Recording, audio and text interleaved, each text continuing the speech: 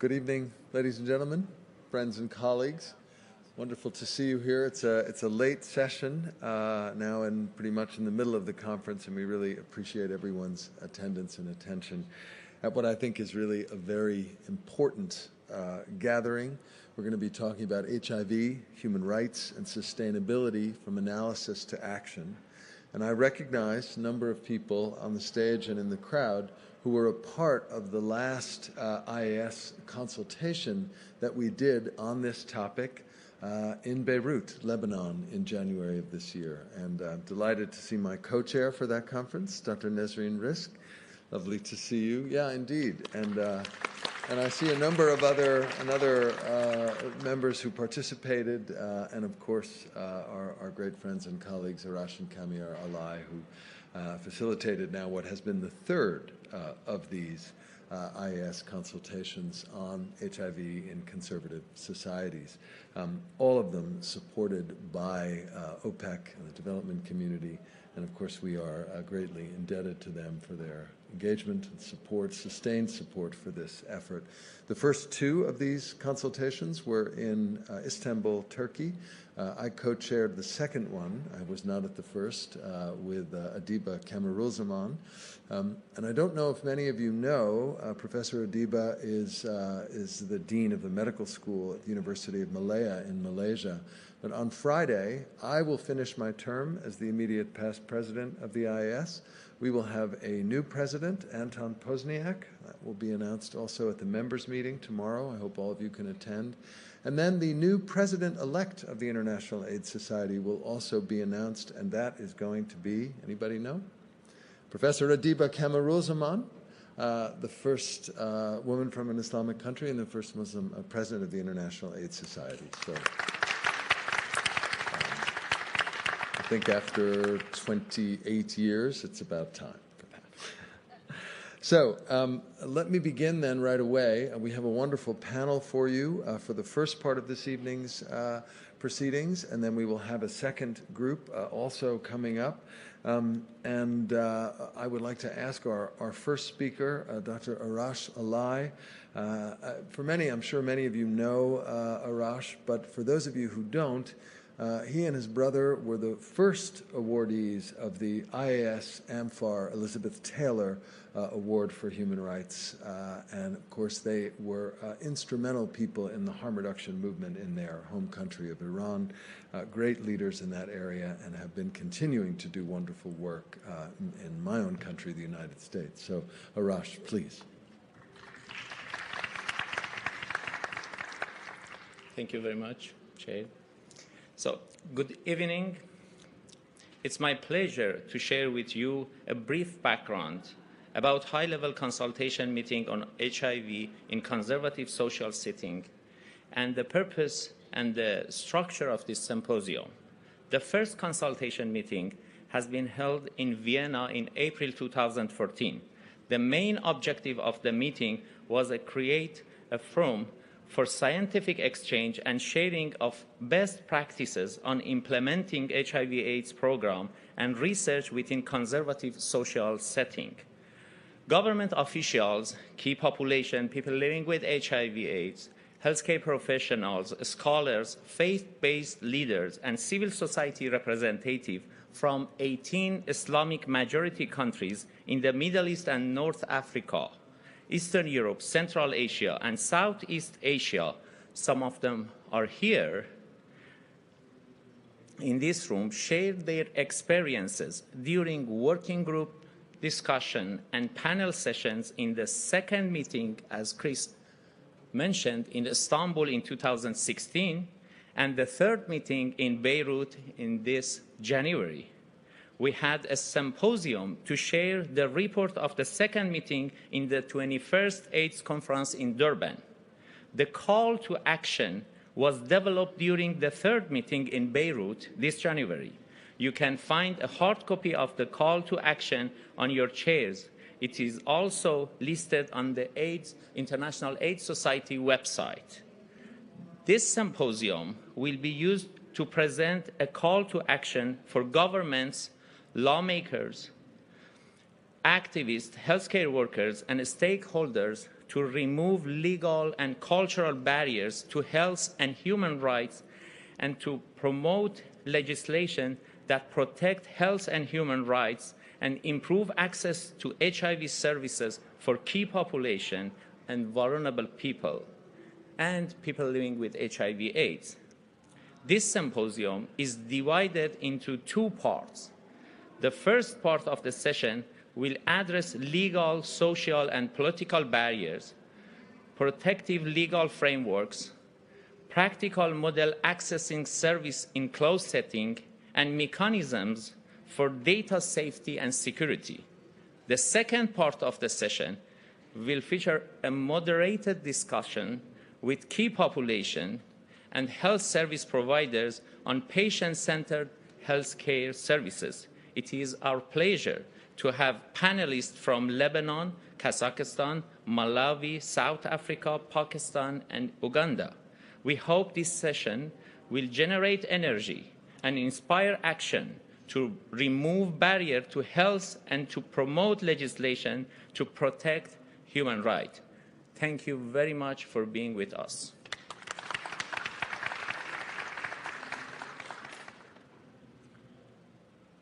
Thanks so much, Arash. And just to say, the call to action is in the room, and we would encourage everybody to sign on to it.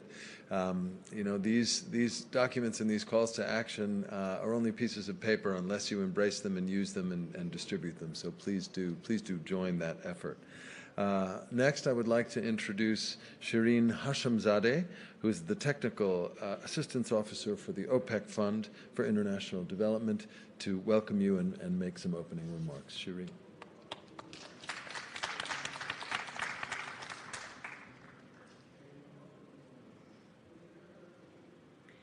Good afternoon, everyone.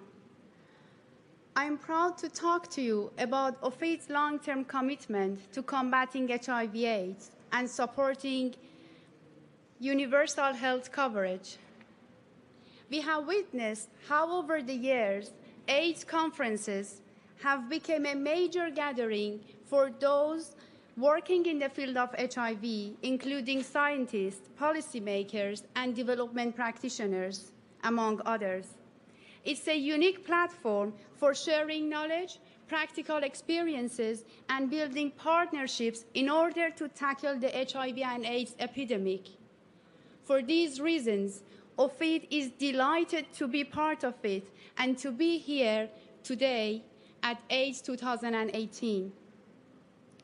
OFID has been sponsoring the participation of representatives from low development countries at international AIDS conferences since 2004. As part of our mandate to help alleviate poverty, over the past 42 years, OFID has committed over $22 billion in financing the development projects in over 130 countries across the globe, of which $665 million has been in the form of grants. We became involved in combating HIV/AIDS because of its impact on development. At the beginning of the millennium, we indeed witnessed how devastating the AIDS pandemic was in undoing decades of economic growth and social progress, and that it was undermining our partner countries' effort to reduce poverty and improve living standards. Concerning health sectors, OFID's financial assistance has not been only limited to combating HIV/AIDS, but has also supported initiatives aimed at preventing and treating other high-burden diseases such as tuberculosis, malaria, non-tropical diseases, and non-communicable diseases, which affect disproportionately poor developing countries. Overall, and since its establishment in 1976, OFID has committed almost $1 billion in support of health programs and projects at the global, regional, and national levels. Africa accounted almost half of its assistance. On the way forward, OFID will continue supporting health interventions aimed at enhancing access to quality care and strengthening the capacities of national health systems with priority to low-income countries. Despite the significant progress made in fighting the AIDS pandemic and the recent encouraging results, this is no time for complacency, as AIDS remains the leading cause of death among teenagers in sub-Saharan Africa. Further efforts are also needed to reach key populations in regions such as Eastern Europe and Central Asia and Middle East and North Africa.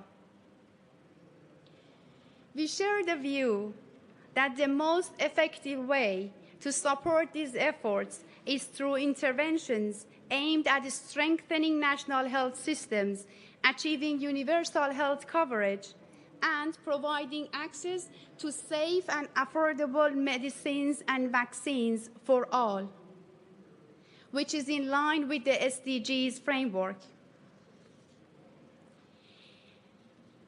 We are confident that the world community, represented by the organizations which are presented here today, will make giant steps toward victory over AIDS, and OFID will be at their side throughout this campaign. Thank you.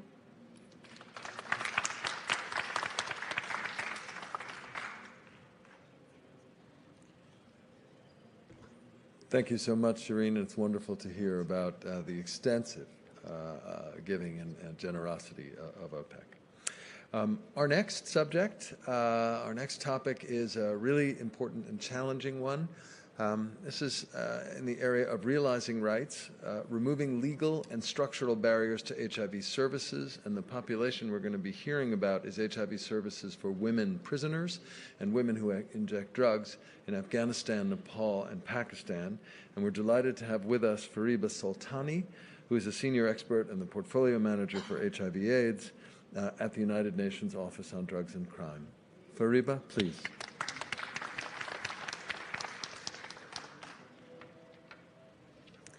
Good evening, everyone, ladies and gentlemen. Thank you for staying on for this session. It's very late, and I'm sure you're all very tired. But I hope that our presentations are interesting enough to keep you motivated in participating in our session. I would like to thank OFID, IAS, and GIHHR for organizing this session, and also for giving me this time to present our work that we did for this very vulnerable population in a very difficult and challenging setting in these countries, where Afghanistan, Pakistan, and Nepal. I had a presentation somewhere.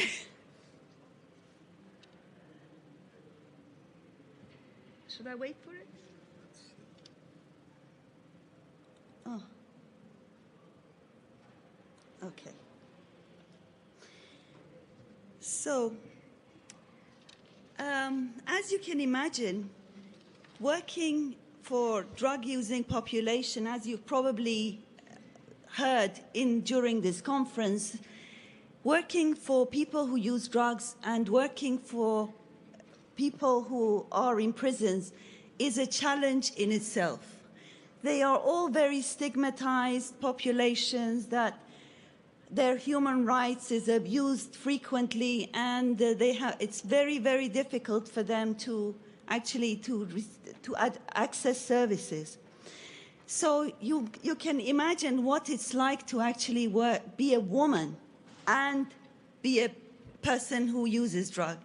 So the stigma that is experienced by the men is doubled for women in general, because women are thought to be, good housewives at home, mothers, and they shouldn't be doing drugs or even, getting involved in sort of criminal activities or land up in prisons. As was presented in yesterday's plenary, data reported to UNAIDS shows that women who use drugs experience a higher prevalence of HIV in many countries, with a larger population of people who inject drugs. In addition, in other countries with high prevalence of people who inject drugs, the prevalence is always higher amongst women who inject drugs. Women who use drugs, irrespective of whether they are injecting or not, are faced with multiple issues which enhance their vulnerability to HIV. As you can see in this slide, we have highlighted some of the quotes that we've heard throughout the work that we're doing with women of things that they have been through that really, impacts their human rights and the issues of stigma that they experience. Women who inject drugs are the most vulnerable to HIV through both unsafe injection and unprotected sex.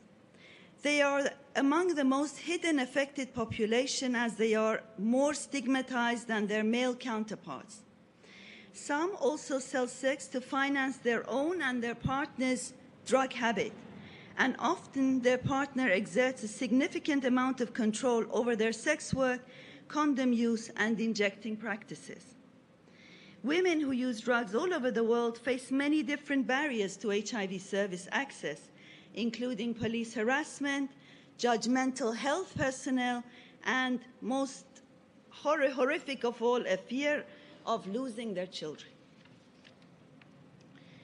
So you can even imagine the situation in prison is even worse. Most women in prisons are from a socially marginalized group and are more likely to have been engaged in sex work or drug use. Drug use, violence, stigma, discrimination, poor nutrition, early and unwanted pregnancies that women might have been exposed to will require a different set of psychological, social, and healthcare approaches than those needed by men. In the closed environment of prisons, women are especially vulnerable to sexual abuse, including rape, by both male staff and other male prisoners. In prisons, women have a higher prevalence of HIV than in the community. However, women have very much more limited access to health care, including sexual and reproductive care, particularly pre- and postnatal care, and antiretroviral treatment. As a result, more children born in prisons are at risk of being infected with HIV. So these are the sort of issues that we were faced in when we started the program development. The prevalence data in the 3 countries that we started to work in Afghanistan, Pakistan, and Nepal, show that unsafe injecting drug use was the main mode of transmission of HIV and HCV in these 3 UNODC project countries. And there were no specific services for women who use drugs or women in prisons before this program started in 2008. So as you can see in this picture, these are 2 pictures. One is in the community, and they're both from Afghanistan, and one is in prisons. You can see that it's not just the women on their own, that usually with this population group, there are children involved as well. So it is important that we address their specific needs, and we also think about the children who go with their mothers to prison. They live in prisons with their mothers, and of course in the community they are with the mothers as well. So we need to consider their needs as well. So this is the sort of what it was, but how we addressed it and what we do at UNODC to support countries using the human rights and gender lens. It's very important, and it shows that when you are programming the right issues, it works. So what do we usually make sure that is included in our programs is that we review drugs and criminal justice laws and policies and practices to determine if they have a negative impact on women. We have to ensure that HIV policies and programs are gender responsive. We have to consider effective and humane approaches. Very important is alternative to imprisonment for women, especially women who use drugs. They don't need to be in prison at all.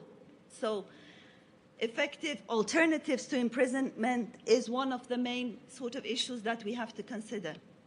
We have to involve and support CSOs and CBOs representing women who use drugs in program design, in implementation, in the monitoring and evaluation.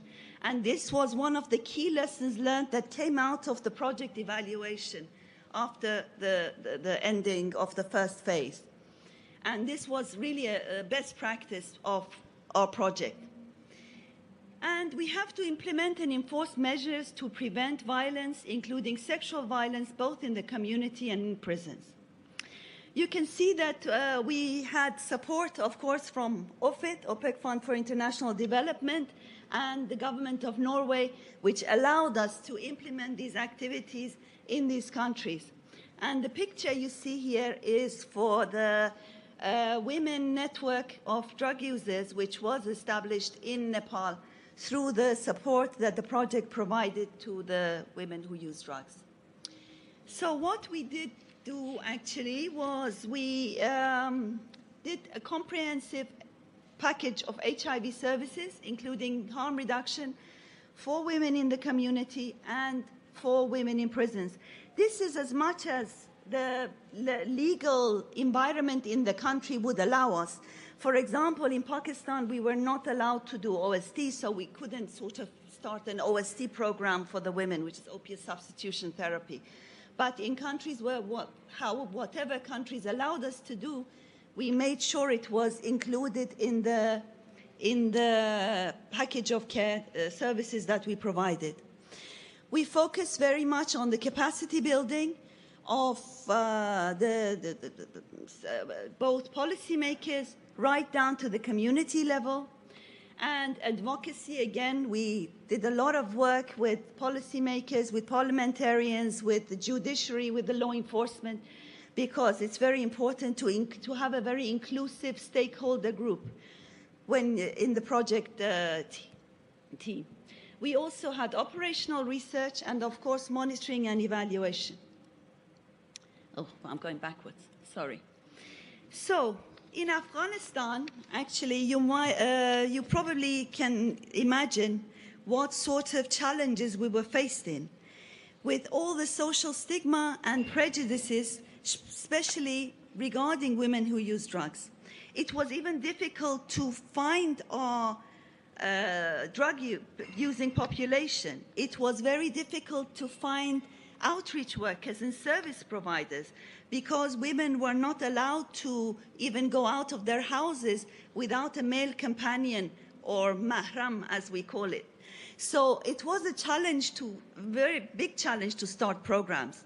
But as I said, working with the community and involving them in how should we plan things? How do you think it would work best in the community?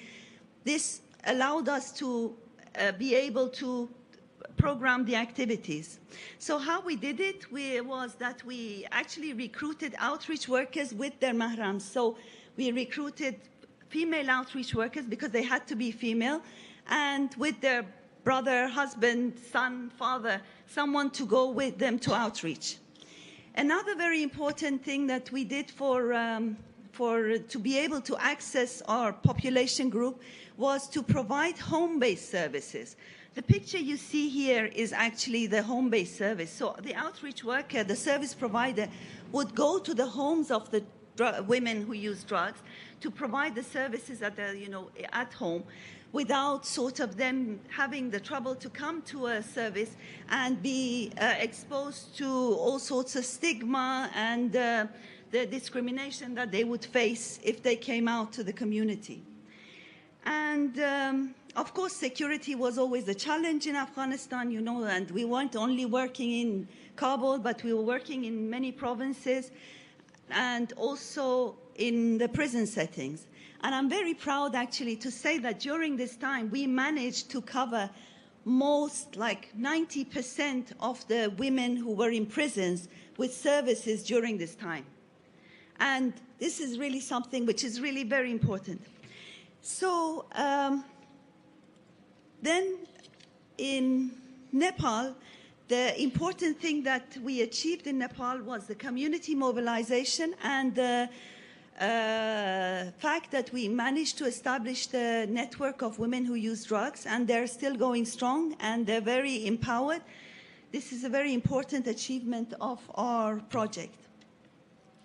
And in Pakistan, we also established home-based services. We provided primary health care and harm reduction services, both in the community and in the prison settings. So then we talk about the sustainability, which is, in my opinion, is a multi-layered sort of issue. So we have sustainability through the advocacy and the work we do with the governments, who at the beginning of the project did not even want to acknowledge that this problem existed. And we had a lot of problems to convince them that it's good to have these services available. And now we are receiving requests from the government in Pakistan, in Afghanistan, to continue services, and they have really understood the requirements, the specific gender-responsive requirements of this population group. Advocacy and the trainings have had long-standing effects, as I mentioned, and so the support to the legal and policy reforms has, for example, resulted in the development of a national policy on stigma and discrimination among healthcare providers against male and female injecting drug users and people living with HIV. And this policy was signed by the Ministry of Public Health and is applied to all healthcare settings since 2015 in Afghanistan. So this is all, I think, addresses the sustainability issue, but regarding the services, although the programs have been included in many Global Fund proposals, they are not to the extent that would be needed to really address the epidemic, and large gaps are still there. So what we're doing now, we are doing a lot of work with the law enforcement, with the judiciary. So the resources are all there, adapted, standard operating procedures are in place. And I wanted to, I want to finish quickly. I wanted to end with this photo, which I think again addresses the issue of sustainability. This photo was taken last week of June in a workshop that we had in Kabul for the service providers, and you can see that it's very important to bring the law enforcement, the healthcare service providers, and the community together to really look at, share the responsibility in looking at a common problem and trying to come to a solution together. And this is really addressing the barriers and bridging the gaps. Thank you very much.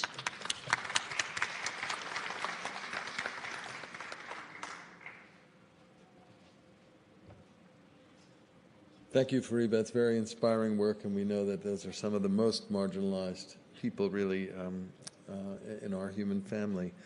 We're very fortunate this evening to have our next speaker, a special guest, the Honorable Michael Kirby. Michael Kirby, when he retired from the Australian High Court in February of 2009, he was Australia's longest-serving judge. And in addition to having those judicial duties, he served on many national and international bodies, including the World Health Organization's Global Commission on AIDS for a number of years. He's also been a public advocate for sexual and gender minority rights, and he is a real leader in the global response to HIV. Michael, so lovely to have you. Please. Thank you very much, Chris, and it's very good to be here tonight with you. I'd like to thank you for your wonderful service, both in the science of HIV and AIDS and also in the International AIDS Society. And I pay my respects to all of my fellow team members on the panel here and all of you who've stayed the course and are here to the bitter end of the day. And I do urge you, you know, on Sunday I was in a session next door when we were launching the UNDP supplement to the Global Commission on HIV and the Law, which has just come out this very week. We were launching it on Sunday, and Helen Clark, the former administrator of UNDP, was there to help us do it. And I could hear enormous, thunderous applause coming from this session. and we were in there, and somehow we didn't seem, in the social scientists, to be able to get the same thunderous applause that the scientists got, because the scientists were in here. So I do urge you, whatever you think of my address tonight, I do urge you at the end of it to give thunderous, prolonged applause so that those scientists next door who are working on the science of PrEP will be very intrigued as to what is going on in this session here.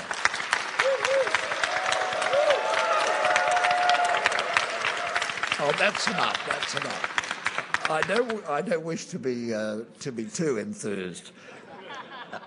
I was a member, as Chris has said, of the original Global Commission on HIV and the Law of the World Health Organization. That was in the magical days of Jonathan Mann, whose image was there at the opening. Just seeing Jonathan as a young person was very moving to me, because he was a really inspired leader of the effort against HIV and AIDS. And in that commission, there were 4 ideas propounded. The first was propounded by Robert Gallo and Luc Montagnier. We would have the cure and we would have the vaccine in 20 years. And I remember Montagnier said, we'll get the cure because women pass on the virus in only a proportion of cases.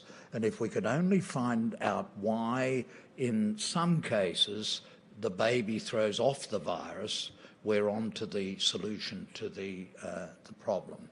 Montagnier and you see what's happened? They're retaliating to us.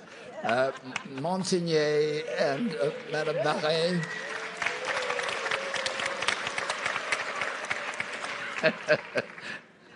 I wish I'd never mentioned that.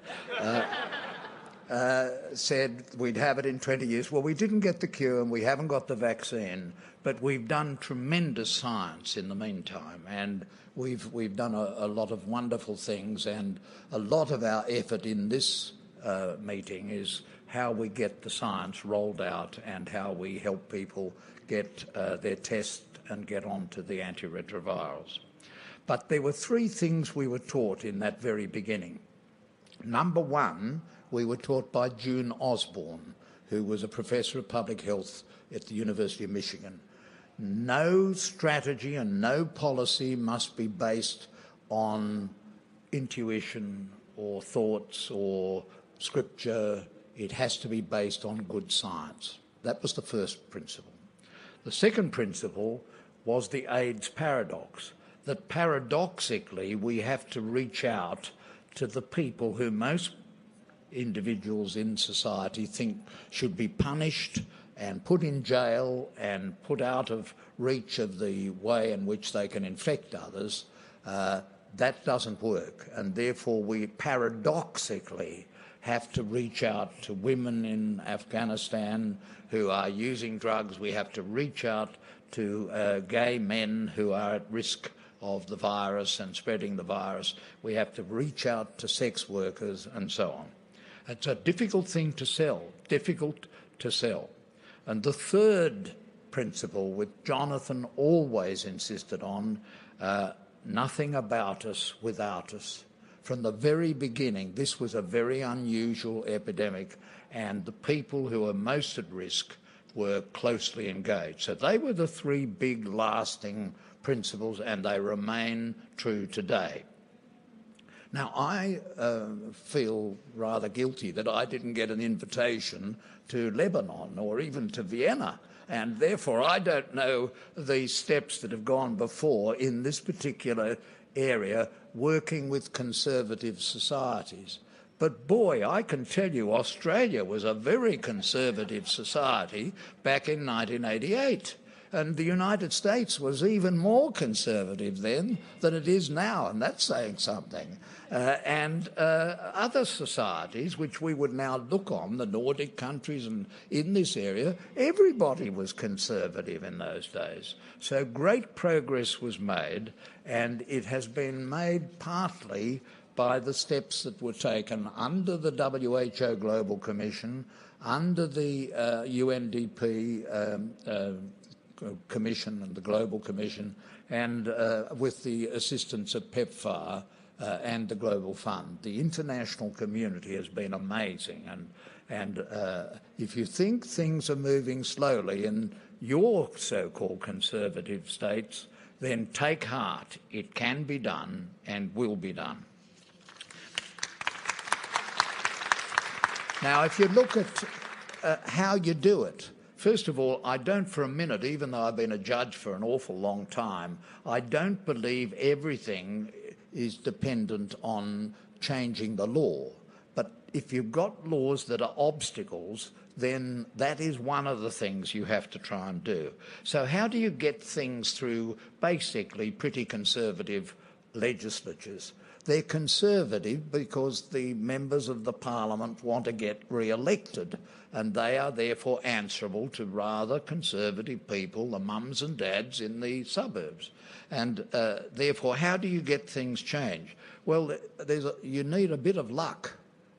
We had a Minister for Health at the moment AIDS came along in Australia, who it turns out, we now know, was bisexual. He was a very good minister. He was a brilliant and devoted minister, but we had a bit of luck, and his opposition counterpart was a professor of public health. So the two of them agreed that they would put these strategies above party politics, and that made a big difference. Well, you don't have that in every country. But in this book that's just been launched, it's the supplement to the Global Commission on HIV and the Law of UNDP, there's a whole long list of things that UNDP has been able to get done. Legislation in Mauritius, legislation in Trinidad, legislation in Ghana, legislation in the Seychelles, legislation in Hong Kong, when I was there with a UNDP meeting on trans. We sent a message from our meeting to the legislature, the Legislative Council of Hong Kong, and they withdrew a bill which was going to require that in order to change your identity paper that you had to have an operation. So you've got to seize the moment, and you've got to use people who will be supportive. You've got to use people with some scientific knowledge, and that can be done. Churches. The churches can be mobilised. I know that many of the churches are very conservative, and often they're part of the problem. But within every church there are people of kindness and goodness, and you have to try and mobilise them and get them to be involved in your strategy. And the courts can sometimes be useful, even if the judges are not particularly aware of the epidemic or even of the paradox, but simply because the technical law can sometimes be mobilised to help you. Take, for example, you remember there was a law in the Parliament of Uganda, and there was then a question as to whether Parliament had a proper quorum, and that is just a technical question, and the evidence was clear that they didn't have a quorum. So the court, without probably any particular expertise, but with a technical honesty, said there isn't a quorum, and therefore the bill providing for the death penalty and for increased penalties is not a valid law, and they struck it down. So that can be done. And similarly, civil society grows up in every country. Those of you who were present at the opening ceremony saw Alan Maleche, who is in Kenya, and he goes knocking on the door every week to the Supreme Court of Kenya, taking a challenge to compulsory anal tests of people who are accused of the sodomy offence, challenging the sodomy offence in the courts, and otherwise challenging other cases in the courts. And there are plenty of pro bono lawyers who will take cases to the courts if only you can mobilise them, and that is something that the UNDP report says what can be done. Medical experts will look with dispassion at the issues and with passion and kindness to their patients. Celebrities. Now, I'm reporting to you, this is breaking news. if you actually watch the media coverage of this conference, what's being covered? It's Elton John, it's Prince Harry, and it's Princess Mabel of the Netherlands. We've got to get celebrities. We've got to get people who are respected. We've got to get people in our own countries who will stand up. Corporations. Now, this is the next step. In Australia now, there are awards for the best employer of LGBT and other minority employees, and that is the way of using multinational corporations that are working in conservative countries to bring the ideas into those countries and get things changed. Sports stars. If you can get, I'll trade one sports star for 15 judges. If you can get sports stars who reach out to their communities, and they are there and they are coming forward, and media allies, you've got to mobilise the media. So there are plenty of things that can be done. There are a lot of ideas in this supplement of the UNDP. UNDP could have just said, well, we produced our report and that's it. But they've produced the supplement, they're continuing the work, and they're there to help everyone in this room.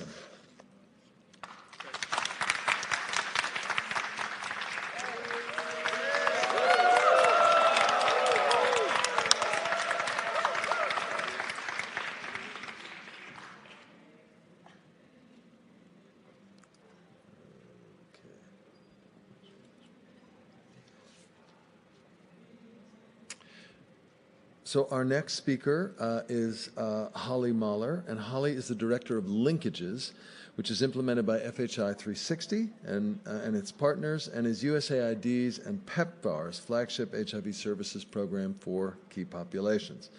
Linkages is currently working in 30 countries to provide HIV prevention, care, and treatment services, and to address structural issues that affect uptake of those services. And that, of course, includes the human rights areas that are right at the center of what we're talking about. So, Holly, please.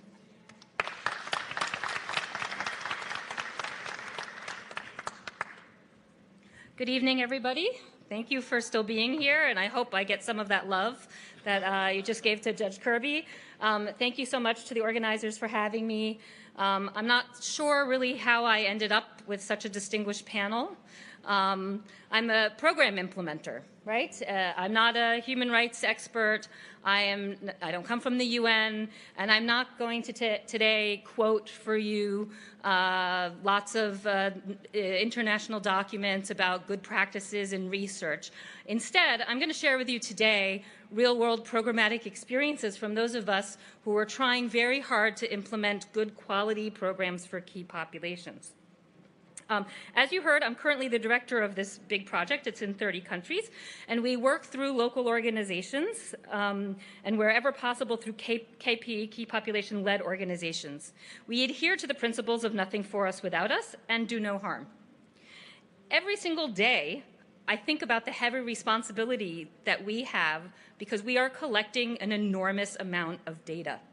And this is data that sometimes is data about the population in general, but also we are collecting an enormous amount of individual data in order to be able to do our programs well.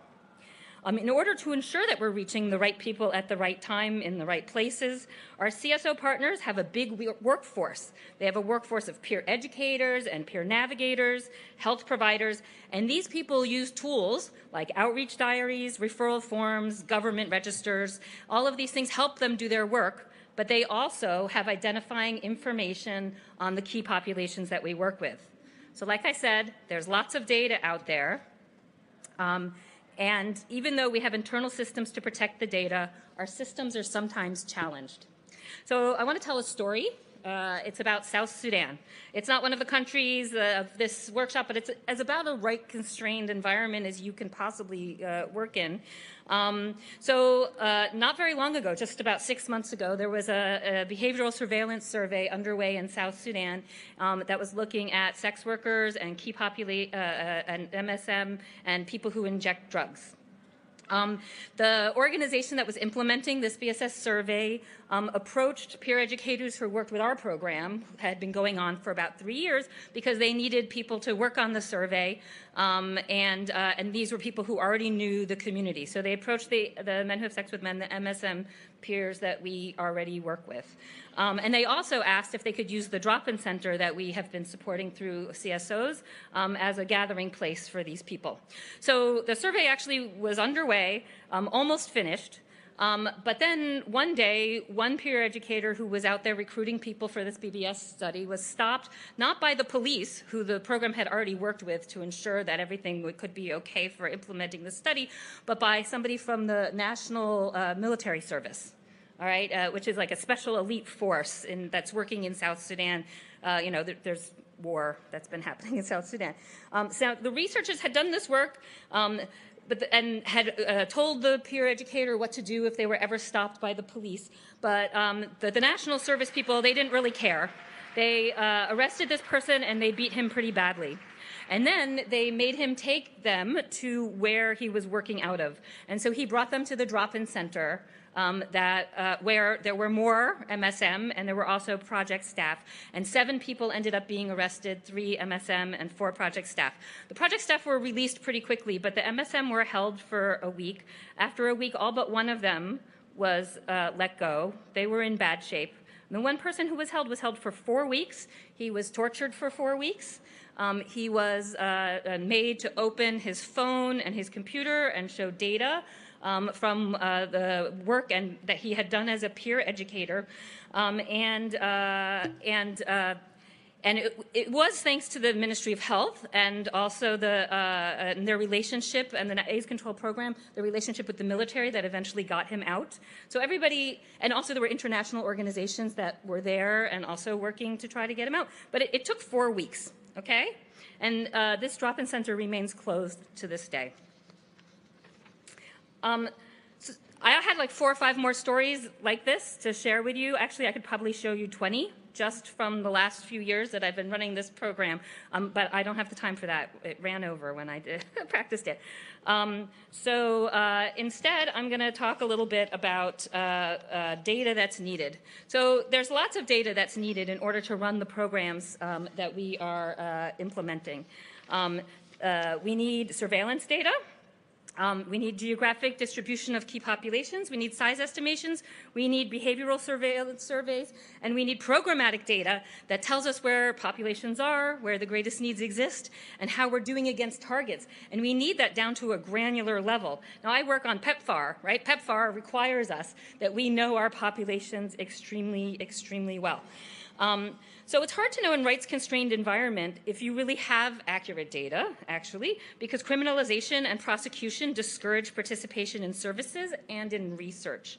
The criminalizing environments in which KPs live and seek services are inherently unsafe and pose a threat to both the key populations themselves and to the people who are providing them with services.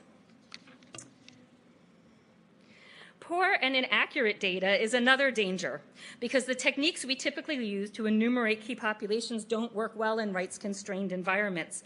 A classic example of this is a size estimation that was done in Liberia back in 2011. It was multiple key populations. This is data from men who have sex with men.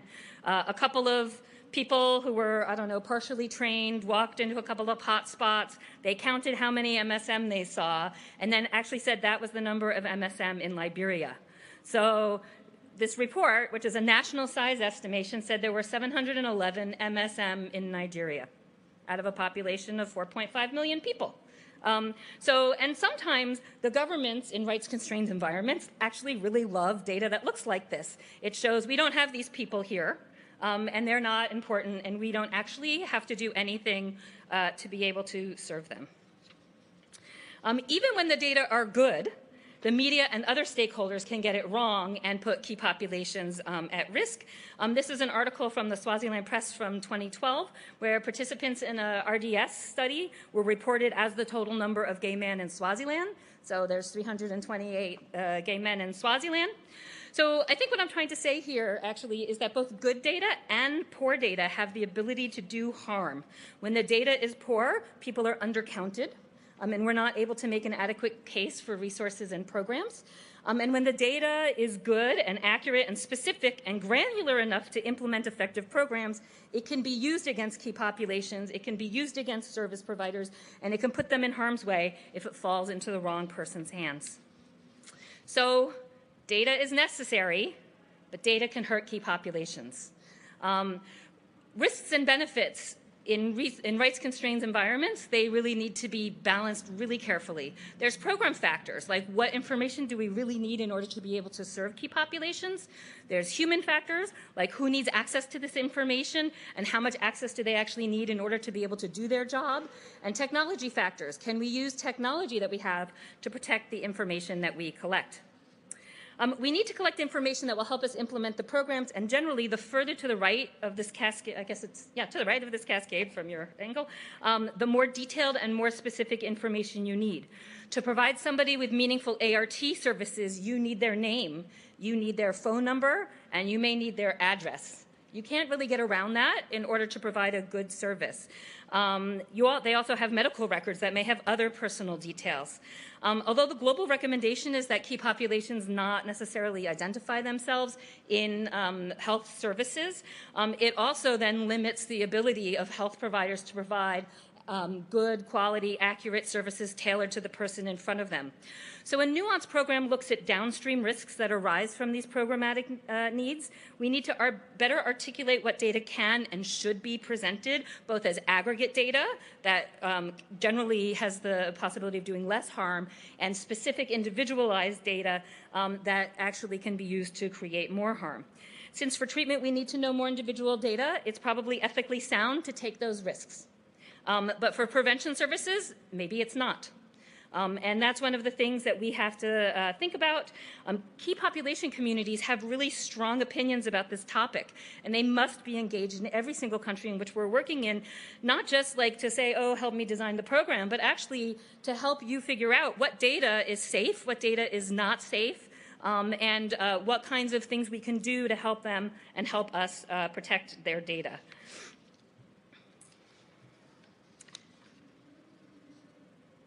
So I just want to mention, I'm almost, okay, yeah. So here we go. Who needs access to the data?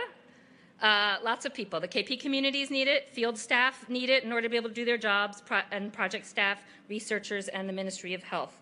I know it sounds pretty obvious, but we've seen many examples where the principles of everybody having data on a need-to-know basis are usually not followed. And in order to be able to make sure that programs have plans for who needs what data, our suggestion is that all programs should have a data risk reduction plan, and this should be an audited part of quality assurance activities. How do we protect the data? I'm not an expert in the technologies that facilitate the protection of electronic data, but I think it can be said that technology can't help us with a lot of the risks that we see in the field because so much of it still relies on human factors. Your data can be password protected, it can be encrypted, it can be on computers that are kept in locked rooms, but if a person with access to all of that information, with access to the room, is beaten and tortured, that access potentially can still be there for people who want to do harm. So protocols need to be in place for when there are breaches in security because they will happen. They happen all the time, and we are rarely properly prepared when those breaches happen. So we need to make sure we limit the scope of the breach. We need to train staff to understand what their role is in the case of a breach. And we need to articulate what is our responsibility to the people and institutions whose data may have been breached, and how do we inform them of what happened and help them take action as a result. So all of this needs to be part of the data risk reduction plan.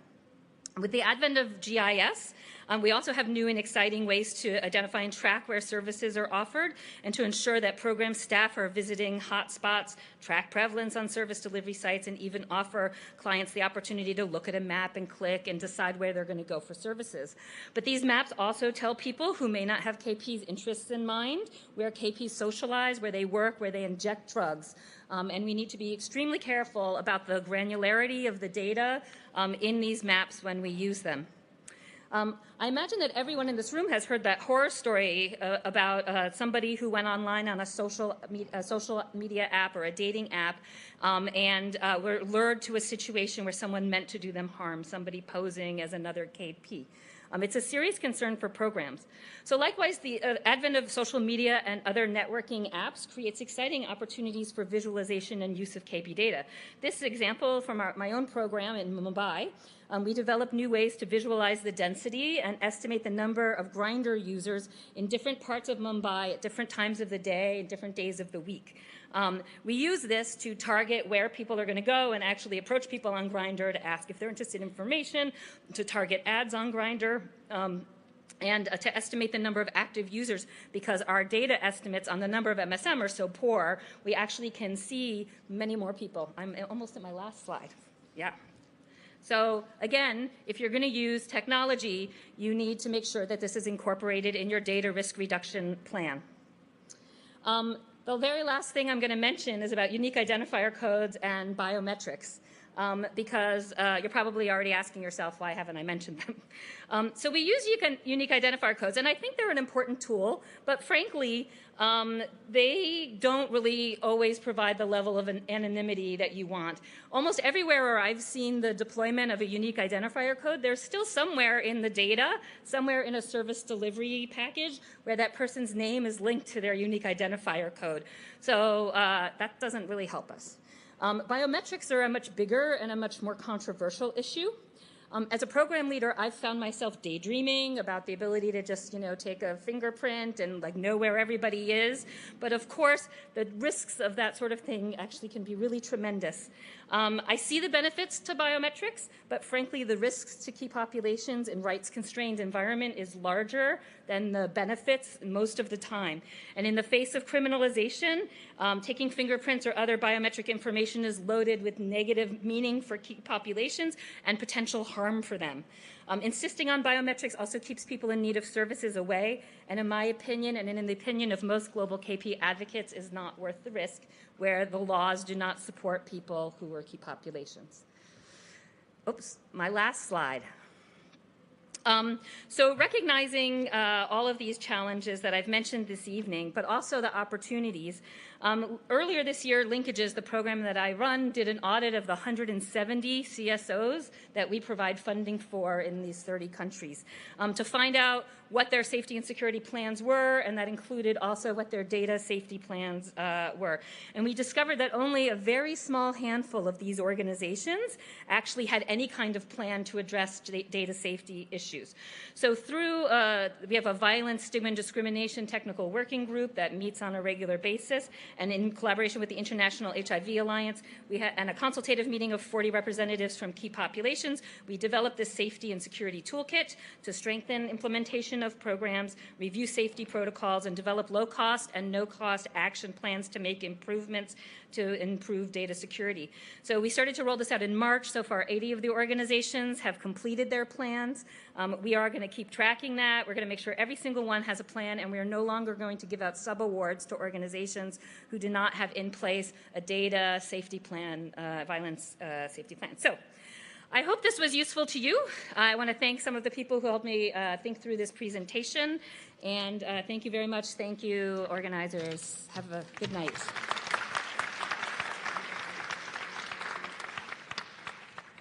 Thank you, Hallie, and I think we all know that that is really an incredibly important set of issues in protecting the rights of vulnerable people. Our last speaker for this session is a longtime friend and colleague, and somebody, for those of us who've been working in the human rights HIV arena, he really needs no introduction, but I will just say that I first knew him when he was working with the Canadian HIV/AIDS Legal Network, and he was then at the Open Society Foundations, and now is head of the Human Rights Program at the Global Fund to fight AIDS, TB, and malaria, Ralph Jurgens.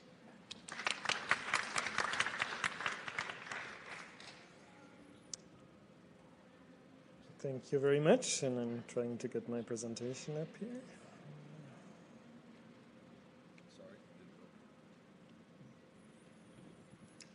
So good evening, and thanks for still being with us. I'm going to talk about one of the big mysteries in the response to HIV Everyone at this conference has been talking about the importance, the crucial importance of human rights in the response to HIV, but hardly any funding is going to efforts to change the legal environment and to implement other programs that can reduce human rights-related barriers to services.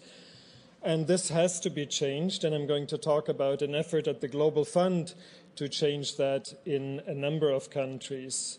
I would like to first acknowledge my colleagues and the research teams that have done research in 20 countries to get the first comprehensive picture of what human rights-related barriers to services exist in those 20 countries, but importantly, what can be done to change that and to reduce those risks and how much that would cost.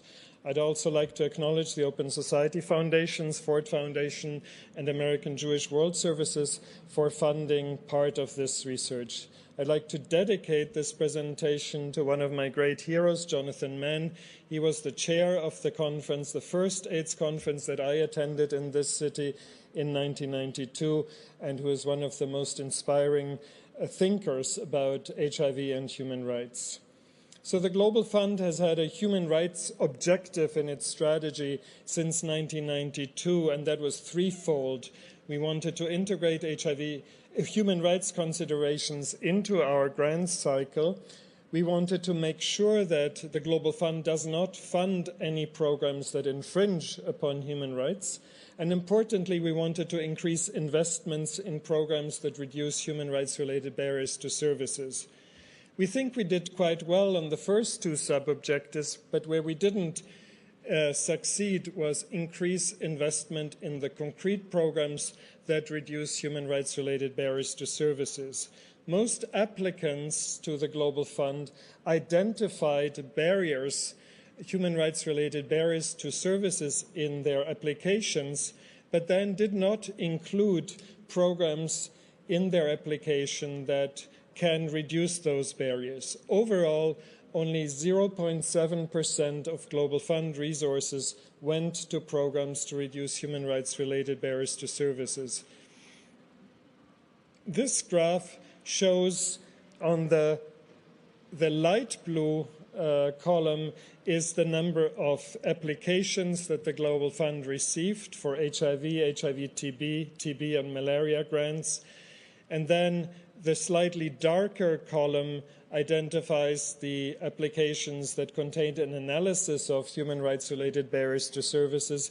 The darker blue one identifies the number of applications that had human rights programs in them, and then the green one shows programs applications that had human rights programs with traceable budgets.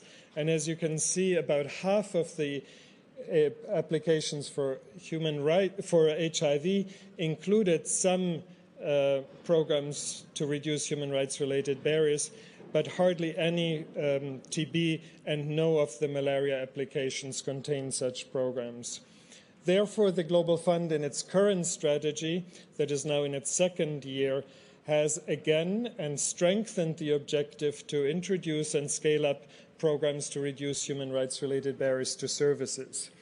I'm quoting here from the Global Fund strategy, which says, "Success requires moving from rhetoric to investing in the very practical programs that have been shown to reduce human rights barriers to access, increasing uptake of and retention in services, and ultimately increasing the efficiency of Global Fund investments."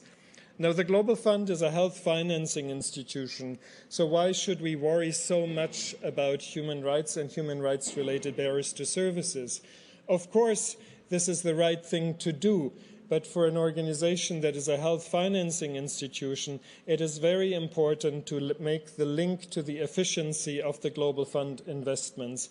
And this quote is very important because it recognizes that we need to do a lot more about human rights, because that will increase the efficiency of the investments of the Global Fund.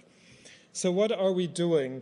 We're doing an intensive support effort in 20 countries, and there is specific additional funding that these countries can access only if they invest these funds in programs to reduce human rights-related barriers to services, and only if they also invest in these programs from their own resources.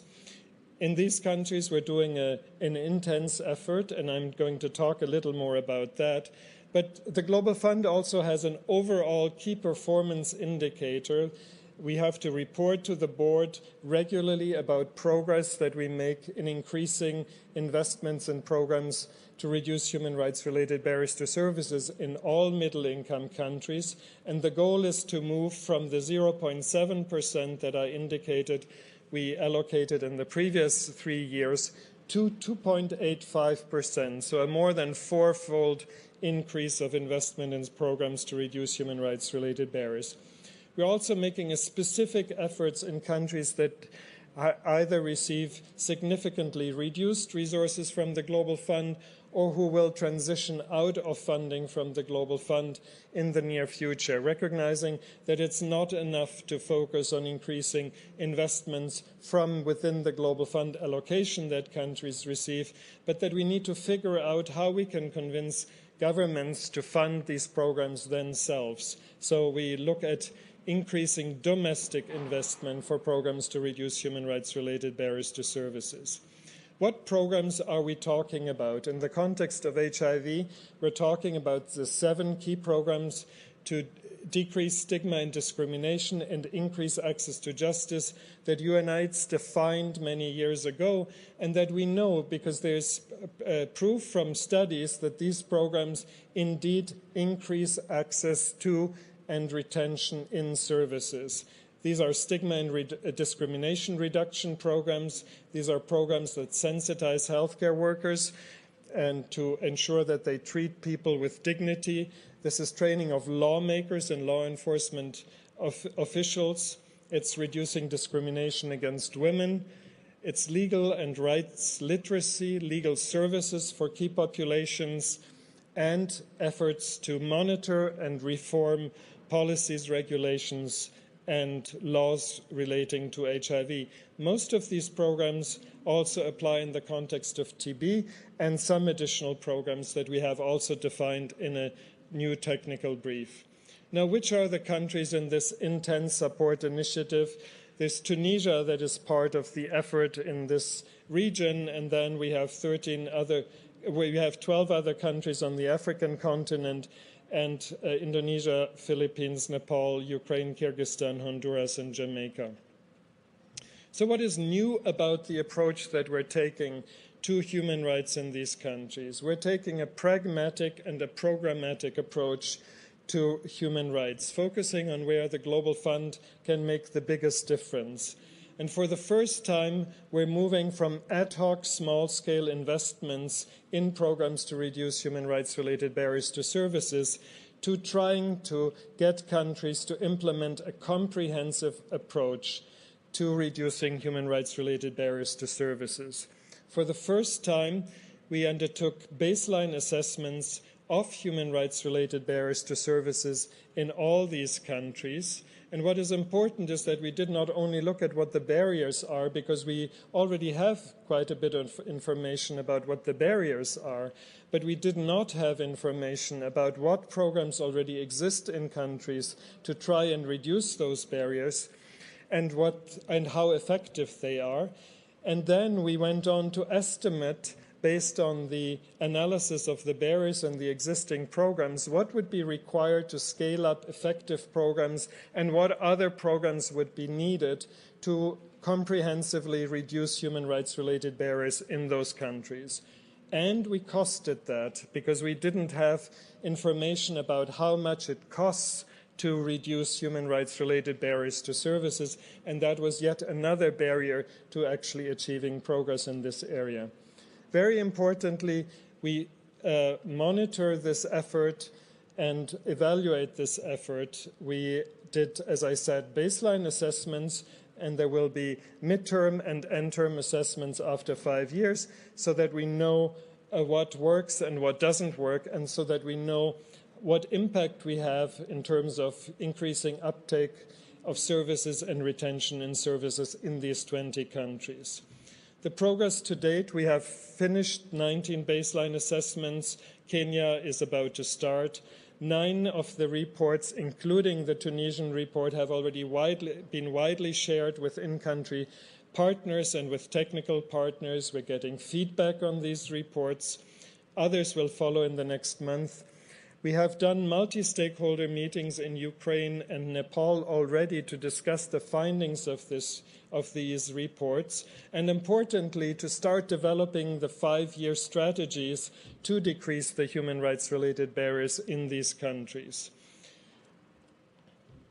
What are the findings of the baseline assessments? As I said, they're identifying the barriers and giving us much more information than we ever had before about what barriers exist in a particular country, but also what the comprehensive response would look like and how much it would cost.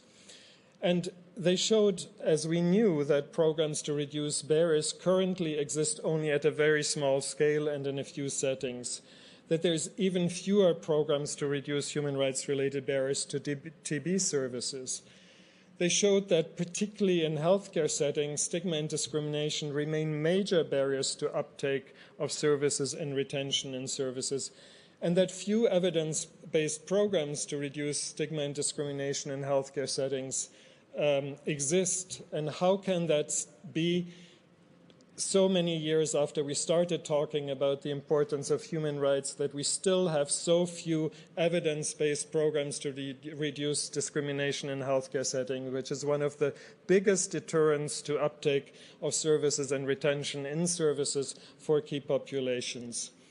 We also looked at laws, and we found that there's actually not such a clear correlation between good laws and good practices, and this means that we have to continue to ask for changes in laws, but very importantly, we have to demand changes in practices. We need to focus much more on the police violence and on the behavior of healthcare workers, because what we see when we look at the reports, that countries that have very favorable legislation like Kyrgyzstan sees the same kind of police violence and the same kind of treatment in healthcare settings.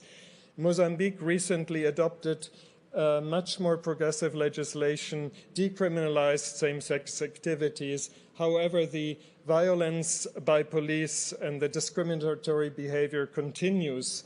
The DRC doesn't have laws criminalizing same-sex relations or sex work, but stigma and discrimination against men who have sex with men and sex workers continues.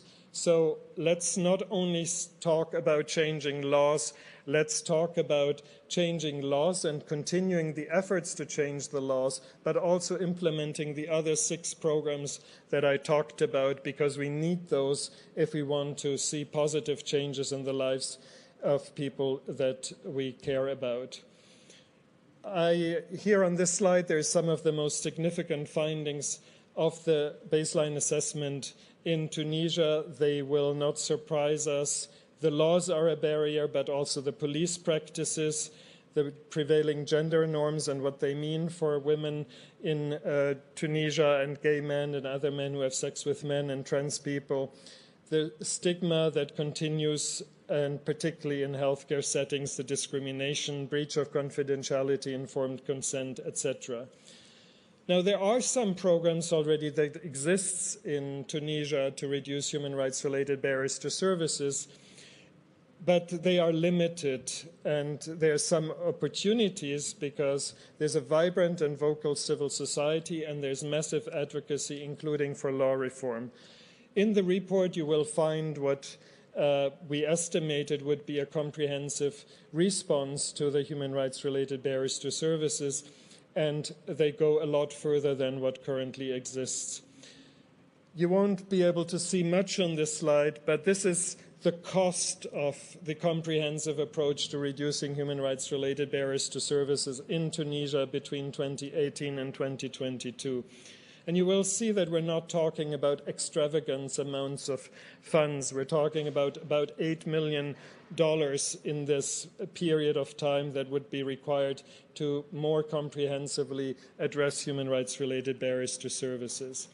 The good news is that, at least at the Global Fund, we're starting to see much greater investment in these programs. the first 14 of the 20 countries that in this cohort that had their grants approved saw an increase of funding for programs to reduce human rights-related barriers to services from about 6 million to over 56 million. So this is a nearly tenfold increase of funds that goes to these programs. We're also seeing overall an increase in middle-income countries in investments going to these programs. We know that we need to still do better. There's still not significant capacity, including at the Secretariat of the Global Fund. And we also need to do a lot more to increase the capacity at the country level to implement these programs. Often it's civil society organizations who need to implement these programs, who are best situated at implementing these programs. But where such programs have never been implemented, clearly there's a need to increase capacity at the country level. Thank you very much.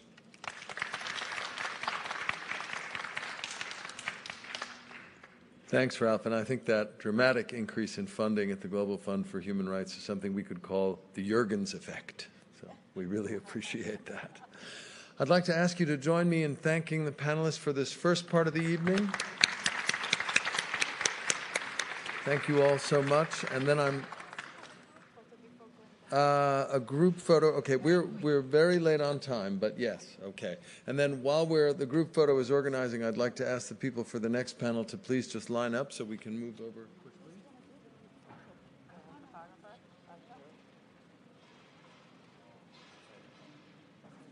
Just as a suggestion, those things don't photograph. I would take it off. One thing I've learned.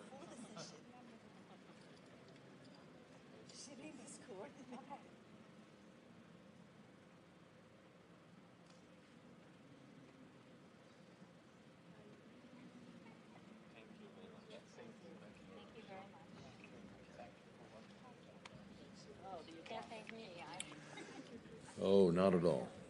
Terrific. Excellent. Thank you. Huh? Wonderful. Thanks so much. Important work. It really is. Ralph, you're a champ.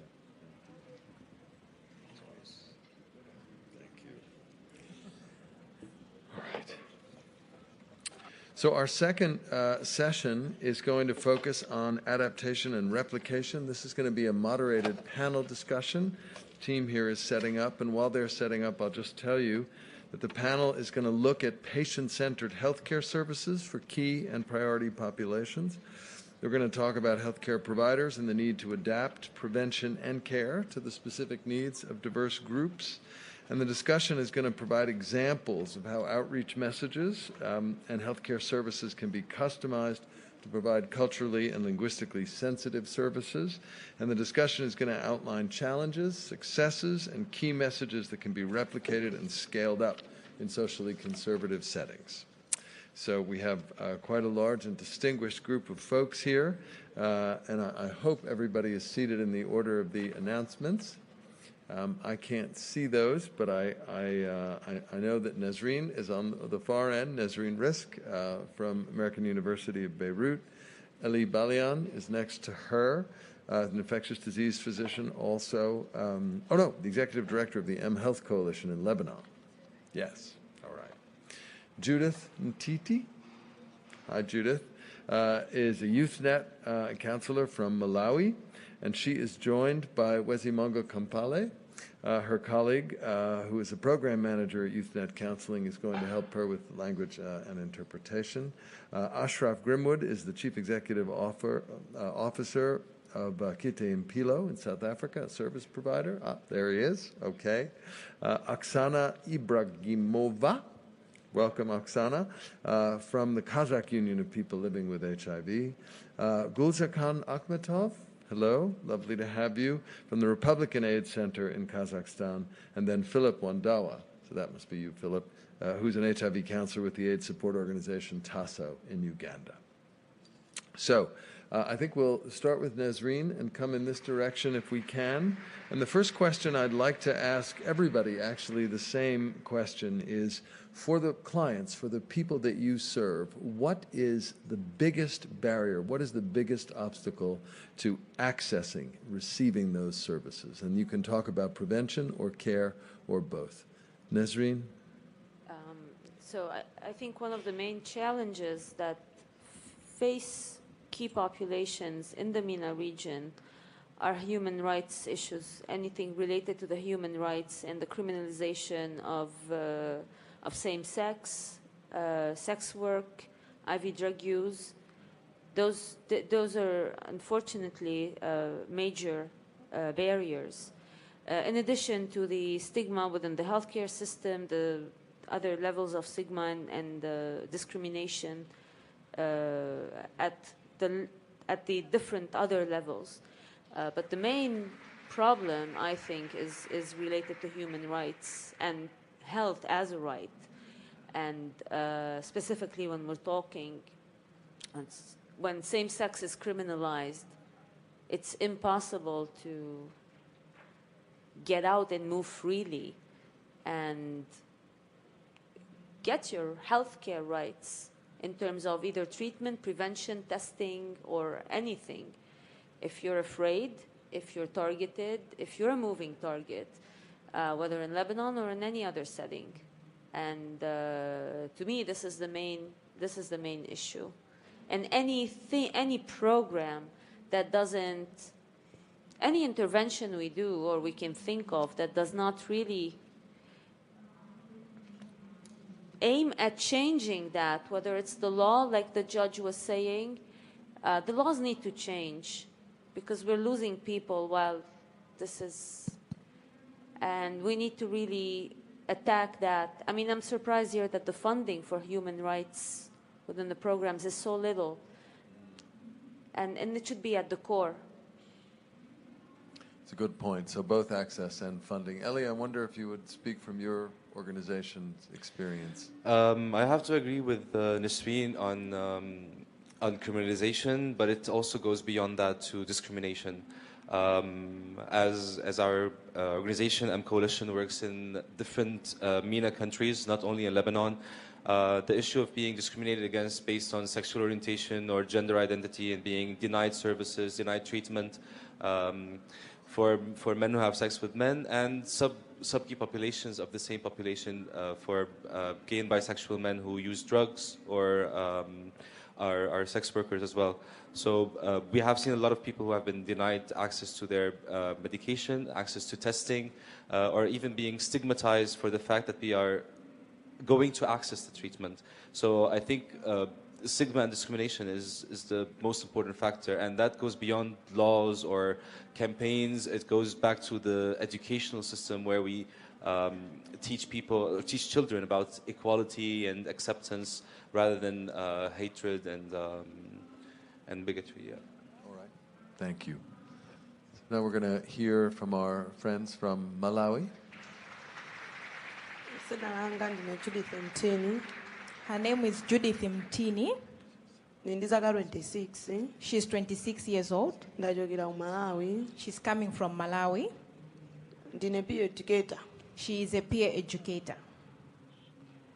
Ife ngati ku Malawi ma female sex workers mavuto amene timakumana nawo makamaka asikana ngati fe wendayenda kumenyedwa mwina kunyengedwa ulere osapasidwa ndalama. So she says, as female sex workers in Malawi, some of the challenges that they face is gender-based violence. Most of the times, their clients abuse them. They'll have sex with them and not pay them after providing the service. Zinanso zimene timakumana nawo ngati chithandizo mzipatala ngati fe ma female sex workers amatisala kwambiri tikapita zipatala ngati zaboma. So she says when accessing health services in government facilities, they also face stigma and discrimination from some of the healthcare providers. So these are some of the challenges that should share, which they experience as female sex workers in Malawi. Thank you. Thank you for sharing that. Please. Thank you. I'm Philip. I come from Uganda. In any program to succeed, there should always be meaningful involvement. Remember the slogan of us without us. Anything about us without us cannot succeed. So it's all about meaningful involvement of key populations, most especially having the peers as frontrunners as far as implementation of programming is concerned. But you find out that in most of the facilities or the settings that we are in, these undermined populations are left out, and they cannot have like someone to spearhead whatever the rights they want and whatever services. If I can speak on the side of prevention, it should be something to do with a peer-led model, whereby we should encourage the peers of the key populations to take lead, but this one does not happen. Then as far as retention is concerned and prevention, at the same time, lack of peers at facilities of key populations normally hinder. Because if you test someone and like you've linked, when it comes on issues of retention, it becomes a little bit complex, because as being a sensitive issue, we don't have peers on board to ensure that they follow up. Then the other thing is that we have very many briefcase organizations now that are marauding around for donor funding. The funds they get do not benefit the intended beneficiaries. These funds are swindled, and at the end of the day, the original beneficiary is left out. This hinders the access of services to key populations. So there's some structural issues with the funding. Yes. Yeah. All right. Please, Kazakhstan. Меня зовут Оксана, я из Казахстана. Наши проблемы – это стигма, дискриминация в общей лечебной сети, не в центрах СПИД, а в общей лечебной сети. Это низкая правовая грамотность сообщества, чтобы защитить себя. The main problem of our country, and my name is Oksana, I'm from Kazakhstan. So the main problem that we experience in Kazakhstan is stigma and discrimination in the public health system, and low awareness of key populations about their rights. Это отсутствие программ снижения вреда в пенитенциарной системе. Lack of programs of harm reduction in prison settings. Отсутствие доступа к лечению, к антиретровирусной терапии у мигрантов. No access to antiretroviral treatment for migrants. И правовые вопросы, ну это скорее всего отсутствие мониторинга силами сообщества. Я вот поддерживаю коллегу с Уганды, то что ничего за нас без нас, и действительно очень, ну в основном голос сообщества не слышен, и в этом направлении только начинается работа. And no peer-led monitoring of services by community itself, and that's why I support our colleague from Uganda, because nothing about us without us. That's the main slogan. Thank you. Ну, я хочу сказать в защиту Казахстана, что у нас есть очень много, есть доступ к бесплатной терапии для людей, живущих с ВИЧ, есть доступ к программам снижения вреда, но единственная проблема – этот человек не получит эти услуги, если он официально не имеет правильных документов, не имеет гражданства. То есть если он лицо без гражданства или просто с утерянными документами, он не будет иметь доступа к этим услугам. Well, I want to say about Kazakhstan that we actually have harm reduction services, but you have to be a citizen of Kazakhstan to get access to that. That's why harm reduction services are not available for migrants. And we also have free access to antiretroviral therapy, but you also have to have a citizenship of Kazakhstan to get access to that. We're having some issues with rights violations of migrants in my country too. Yeah. Please. Okay. So as a service provider, I think in South Africa it's critical, even though we have quite an enlightened constitution, that there is a patient charter. And people have to adhere to the patient charter. So I suppose the bottom line to addressing some of these issues is developing relationships. And I do believe that long-term relationships built on trust and honesty is really critical to address a lot of these issues. If you don't have a long-lasting relationship, you will not get patients adhering to therapy and addressing the issues and being able to address those issues.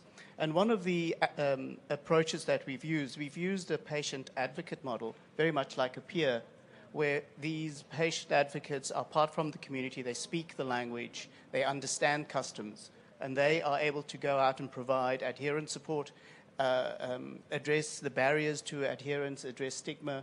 They advocate for patients, and this has resulted in us being able to retain patients for over 5 years, about over 80% of patients remaining care, and their viral suppression being over 80%. It's a very good, cheap, sustainable model, and so it's really about taking services into the community, into the household. Thanks. So Ashraf, you've actually opened the door to the next part of our conversation, which is I asked you all to talk about barriers for clients. I'd like now to move toward what Ashraf talked about, which is providers, the issues for providing services. That could be clinical services or peer services. And let's now try and get a little specific, because it's late in the day, so a little bit granular. If there was one thing you could do that you think would improve the provision of services for key populations in your setting, what would be the single most important thing to change? And then we'll go back this way. Well, I would just advocate for access to the best treatments and vaccines, and certainly, well, what I mean is really getting those prices down, because that's one of the biggest barriers, is the cost of care. Thanks. That's social and economic rights. Ну, я бы, если бы действительно, учитывая наши вот барьеры в Казахстане, я бы все-таки организовала доступ мигрантов к лечению, к услугам, потому что они все равно часть нашего общества, которое будет влиять на общее здоровье. If there is one thing I could do, I would make services available for migrants, because they're part of our society anyway. Marvelous. Thank you for that. Я как человек, представляющий сообщество людей, употребляющих наркотики, я, наверное, программы снижения вреда бы расширила, поддерживающую заместительную терапию расширила по всему Казахстану, и, конечно же, в пенитенциарной системе программы снижения вреда бы внедрили бы. As a representative of a community of people who use drugs, I would increase the coverage of harm reduction programs in Kazakhstan, as well as coverage of antiretroviral therapy in Kazakhstan. And I would include antiretroviral therapy in prison settings, as well as harm reduction programs for drug users in prison settings. Wonderful. Please. Thank you. Having corruption and the embezzlement of funds as one of the issues, I would advocate for direct channeling of funds, donor funding, directly to the civil society organizations that are handling key populations programming. Thank you. So moving the money directly to the service providers would Yes. have a big impact on provision of services. All right, well, it's an important insight. Please, from Malawi. And by services, we also mean peer services, of course. Please. Ku Malawi lufuna kuti akhalako ma dropping center okwanira, komanso ngati machino ezera value load. Anthu ama sex workers akapita kukayezesa ku dropping center zosatira zimachedwa kubwera kwambiri chifukwa choti machini ndi amodzi. Ndezi kamadzatuka zosatira zija mwina amakhala ma female sex workers acha achokapo apita dera lina. So she would love to see that there are more drop-in centers which are adequately funded, so that they adequately reach out to all the female sex workers. But also she would advocate for financing towards viral load machines, because they do, as female sex workers, the results for their viral load, they do take long to get their results, because there are few machines. Yeah, so she could also advocate for accessibility to that effect. You know, that issue is a call that's come loud and clear across this conference, right? And you know, we're also excited about U equals U, and which means, as the movement, as many of you know, that undetectable means untransmissible, and people who are on successful therapy and who have non-detectable viral load are not infectious. But if you don't have access to viral load testing, you don't know if you're undetectable, right? And that remains an enormous issue. Please. I'll have to reiterate the answer from before, because it goes both ways from service providers and from clients, is decriminalization. How do we expect people to come and access services when they're criminalized? Ahmed Ala in Egypt last September was put in solitary confinement. He was imprisoned for 80 days and tortured because he raised a rainbow flag.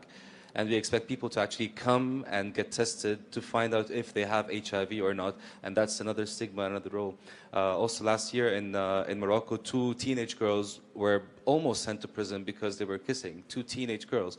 So I think decriminalization is one of the most important issues, to actually have people come to seek services, to get tested, and then to ask for their treatment and move on from there. So decriminalization helps everybody. Yeah. Nazreen?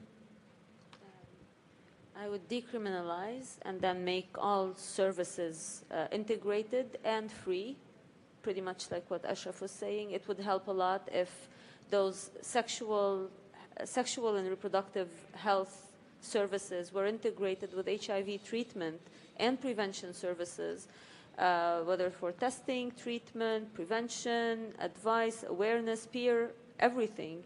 All of those should be free everywhere for everybody, I think, because that would empower young women, this would empower gay men, this would empower trans women, this would empower everybody to accessing services, being able to using them while we're waiting for the decriminalization.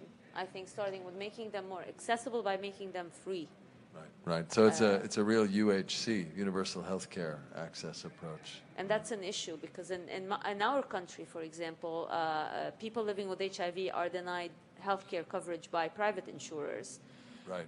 So that's yes. So that's it's not only for life insurance, but for health insurance. So we have this wonderful panel of people, and we have about 15 minutes to go. I'd love to give everybody else the opportunity to ask questions, not just my questions.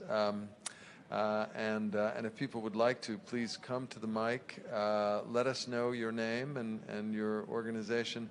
And if your question is specific to one of these marvelous people, please let us know who your question is for. So would you like to, sir, if you'd like to go to the mic? You look like you were about to ask a question. Or, madam, please. Thank you all for this wonderful panel. We enjoyed it very much. My name is Mahler Muzaini. I'm from King Faisal Specialist Hospital from Riyadh, Saudi Arabia. My question is, I have 2 points.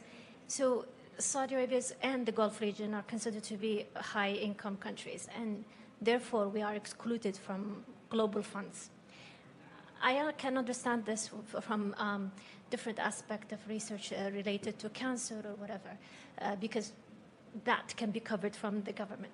But unfortunately, HIV and AIDS is very, still a stigma back home, and we're not getting enough funding, either for NGOs or for research.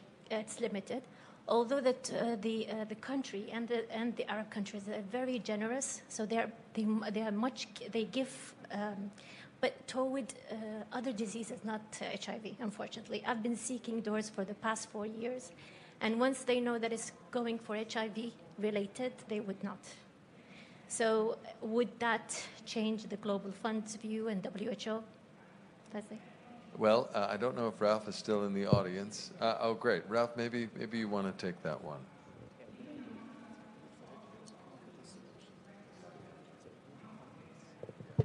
You would have many allies, of course, at the Secretariat, but unfortunately many of our donors simply do not believe that the Global Fund should be funding in countries that should be able to fund these services. Of course, it's an ethical quandary. It's a very difficult issue, particularly from a human rights perspective.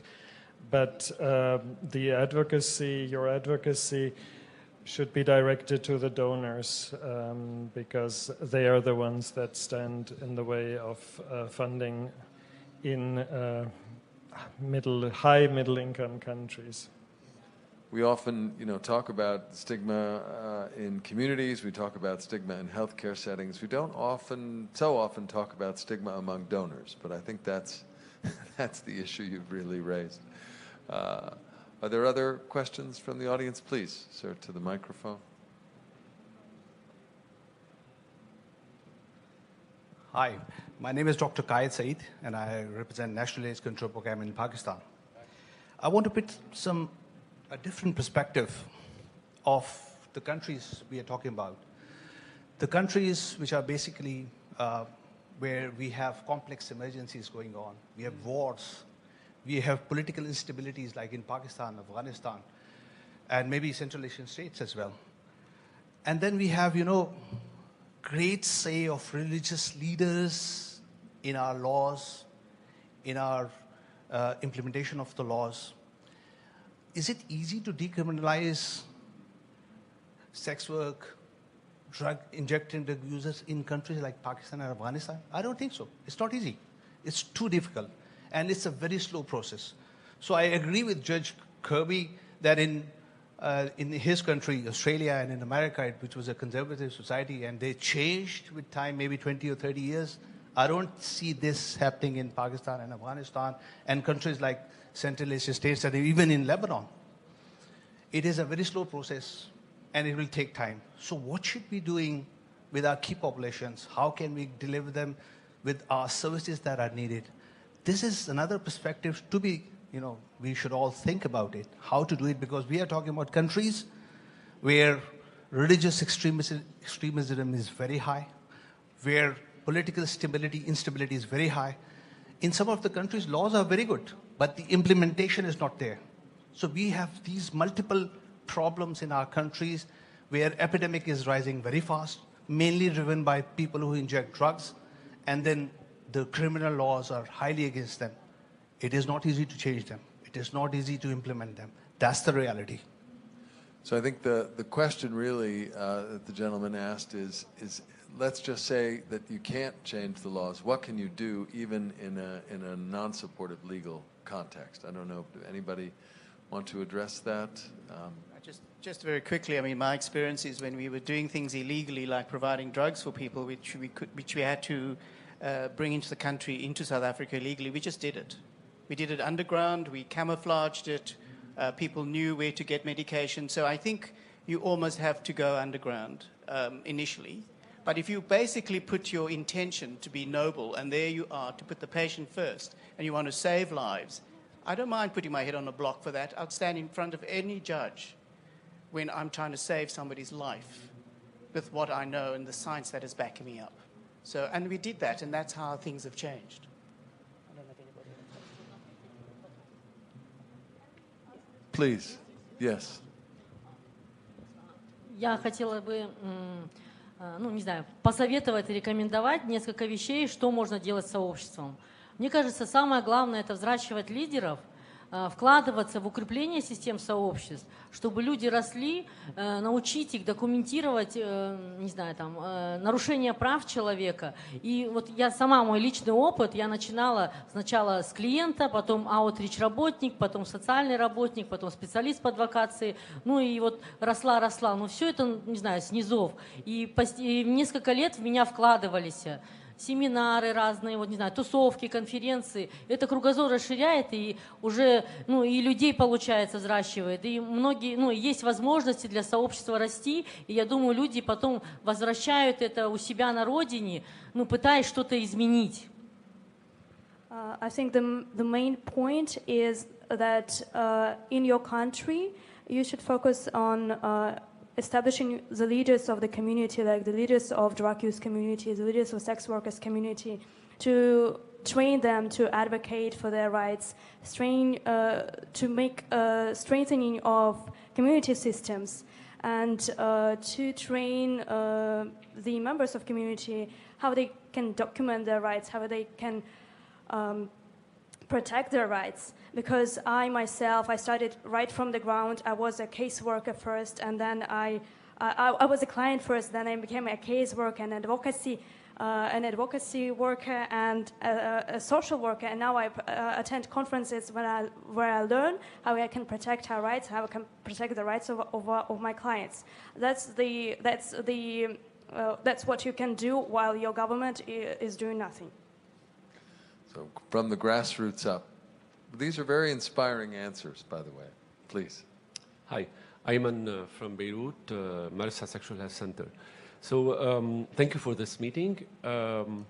So I can see that the title is Remove Legal Barriers to Health and Promote Legislation that Protects Human Rights. It was a very interesting meeting, and I just want to ask the organizers of the meeting, what will be the next steps? Are there any next steps? Or it's just a meeting where we are exposing our fight and our Well, I think actually we were going to have some closing remarks from Kamiar Alai, and I think probably Cam is the right person to answer that question. So maybe we will just hold that and perhaps take the question from the lady, and then Cam, you want to, if you'd like to make some comments, I think that would be very helpful. Please.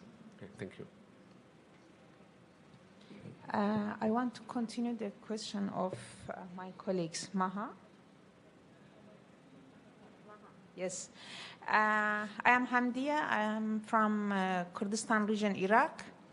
Maybe the Iraq and Saudi, those countries that have low rate of AIDS in these countries. But you said that our countries is excluded for support to doing research. Why you don't invest on our country to do the research and know why our country have low rate of the AIDS, and why which factors, which maybe most of them return back to the cultural contents and social contents of our countries. So why the other country, European country or African country, don't take our country as a sample, as a good sample, and find the factors why we have low rate of the AIDS? I don't know why this big money is spent to many biomedical researchers for fighting with the virus and the problems. If we don't solve our social problems and behaviors and cultural problems, I think we cannot get positive outcome for prevention of AIDS. Thank you. Thank you for that. I think there, I'll just answer that over the many years of HIV research, there have been a number of case studies and reports and papers from positive examples of places that at least implemented control programs when HIV epidemics were underway. Some of the most famous of those are from Australia, where, for example, there was beginning to be an epidemic among injection drug users, and then a very rapid and early implementation of harm reduction. And it's always been some of the evidence that really showed that harm reduction could indeed prevent further spread. So there is that out there.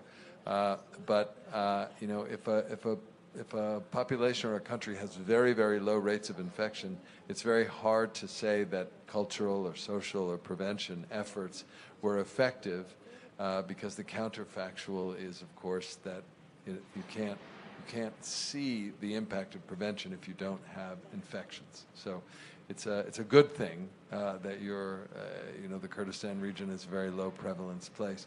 I would just say that we're now in an era where there's a lot of new innovations in HIV testing and in HIV surveillance, and we're getting better at picking up those infections. And there are things, for example, like self-testing that can really help people, address knowing their own status in ways that are more destigmatizing.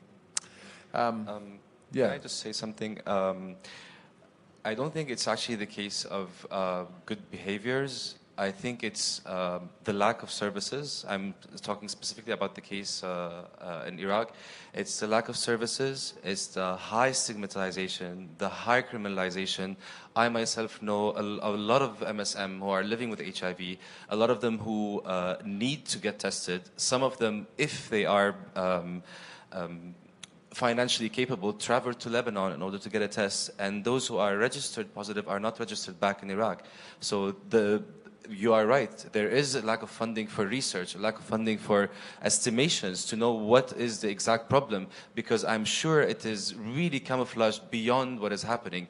We know that a lot of MSM in Iraq do not use prevention, they do not use condoms, they do not have access for condoms, and a lot of them are really spreading the virus at a very fast rate. But still the numbers provided by the ministry are very low. So I really think it's more than just behavior. It's the lack of access to prevention methods that is camouflaging the reality of what is really happening under the nose of the governments, and that is very very serious, because in the long run it's gonna explode, and then there's gonna be an epidemic, and that will be very hard to push back. It's a very good point. Very good point indeed. So I think we're coming. We just have a few more minutes, and I know that we want to give Kamiar an opportunity to wrap up a little bit. Here he comes. If those of you have additional questions, I think some of the panelists are probably likely to be willing to stay on.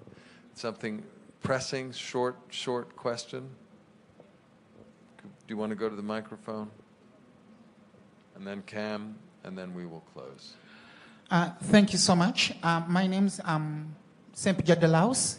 I'm mostly known as Mrs. Pontosh. I'm from Uganda, and I'm coming from the rural areas of Uganda. Mostly people are speaking about MSM, but they are leaving the transgender women sex workers out.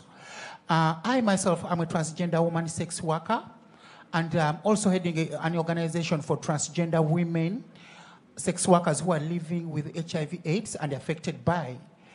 But when you look at the funding from the Global Fund in Uganda, the first recipient is the government itself.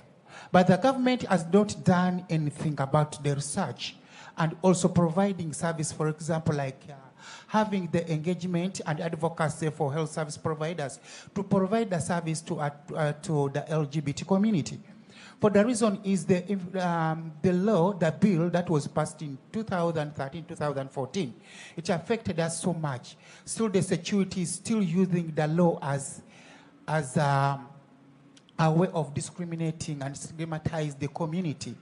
So I was humbly requesting, since Rafai of Global Fund, that MAPS network was doing very well in engagement and using the peer-to-peer mechanism in Uganda, which was helping to have the LGBTI access to services, but now all are stopped. So kindly requesting that if it could come back to MAPS network, that MAPS network as a most at-risk population society for Uganda could do that.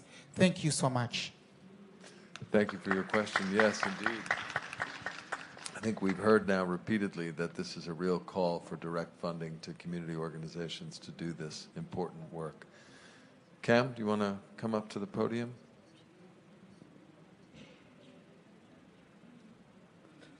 Thank you very much. So as you know, while rate of HIV, new cases of HIV is decreasing in other regions, Middle East is one of the regions which the rate of new cases is increasing. And we know that it is not about the resources or technical issues, it's about the motivation and attitude that they can admit that this is the main challenge in the society.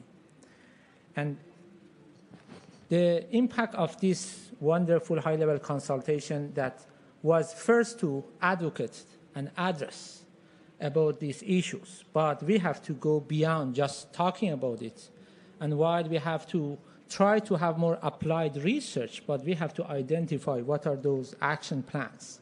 And I think that's the main point, that we want to have a sustainable approach, that we want to continue this conversation and develop our network to have a active participation by involving the key population, experts, policymakers, and religious leaders, that we have to continue to work together.